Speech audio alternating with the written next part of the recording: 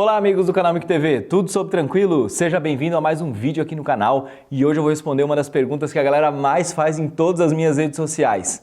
Por que eu uso Panasonic?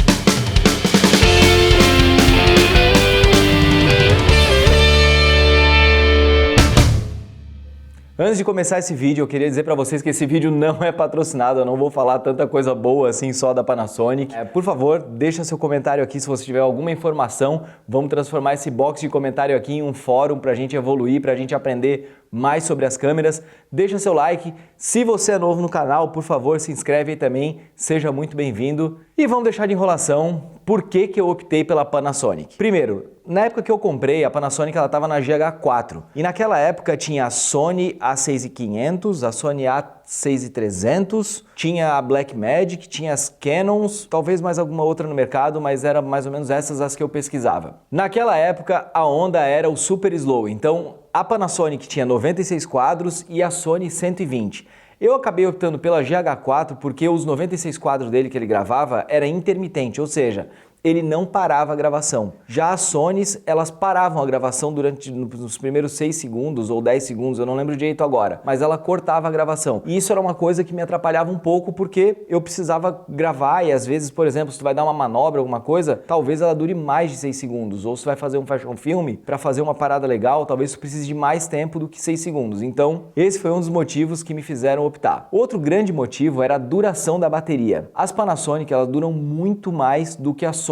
A gente fez um comparativo em um trabalho que eu fui, onde o pessoal estava usando a A6500. E para cada bateria que eu gastava da Panasonic, eles gastavam mais ou menos entre 4 e 5 baterias da Sony. Então é uma coisa que tu acaba perdendo muita mobilidade e agilidade nos trabalhos em relação da bateria. Então eu, para fazer um dia de gravação com a Panasonic, eu andava com 2 baterias. E geralmente eu consumia entre 1,5. Eu não chegava a gastar 2 baterias em uma produção de um dia inteiro. Então isso faz uma puta diferença. Até para você comprar as baterias, porque cada uma vai custar seus 50, 60 dólares, sei lá. E outra porque acaba sendo muito mais prático, precisa levar muito menos coisa num set de produção. Outro quesito muito importante do porquê eu escolhi a Panasonic foi a resistência. A Panasonic, ela tem um sistema que ela é bem vedada, ela tem o corpo de alumínio por dentro dessa parte de plástico e não é qualquer sujeira ou qualquer coisa que vai estragar ela. Se ela estiver bem fechadinha, se estiver com a lente, cara, pode dar um splash de água nela, pode ter pó, pode acontecer o que for, que você não vai ter problema com ela. No meu primeiro set de gravação com a Panasonic aconteceu um pequeno problema, mas também daí foi um pouco exagerado. Eu acabei caindo, eu tava fazendo um take de um cavalo correndo e eu acabei caindo com a Glide e a Glide pegou no meu pescoço e a Panasonic caiu na única pedra que tinha no gramado e acabou quebrando a orelhinha dela. Foi no primeiro set de gravação. Pensa na agonia do rapaz. Mas deu tudo certo, a câmera não estragou, ela continuou funcionando.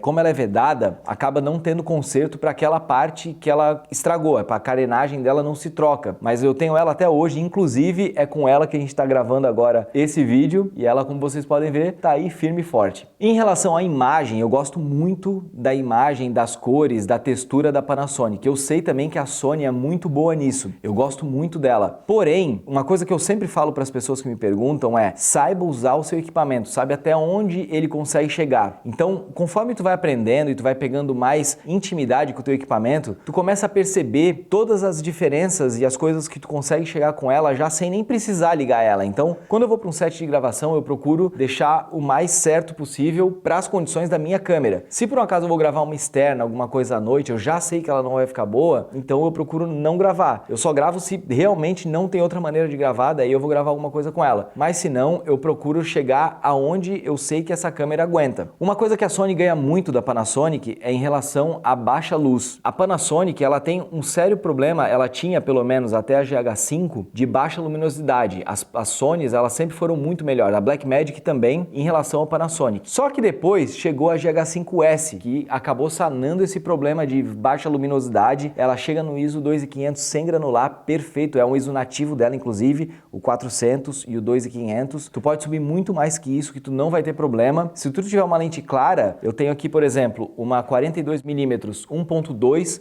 que eu uso muito ela, eu adoro a linguagem dela, uma lente muito boa e bonita. Então, se você tiver uma lente muito clara, você não vai ter esse problema também. Falando em lente, vou dizer mais ou menos para vocês quais são as lentes que eu mais uso aqui. É a 12-35, da Lumix também 2.8, a 35-100, 2.8, tenho também essa 42mm, que eu acabei de falar para vocês, 1.2, tem uma 15mm 1.7, que é do drone, mas que eu uso na Panasonic também, que está sendo gravada agora, e um Metabones, que eu uso alguns jogos de lente da Canon que eu ainda tenho. 24-105, tem uma cinquentinha, deve ter mais alguma coisa ali também, mas eu quase não uso.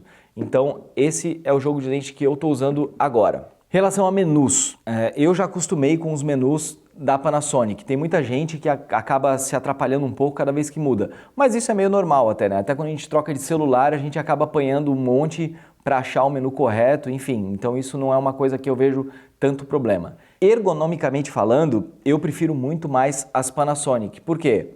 Os botões para gravar e para tirar as fotos, eles estão muito mais perto e acessíveis dos dedos do que as da Sony, da Blackmagic e de outras câmeras também.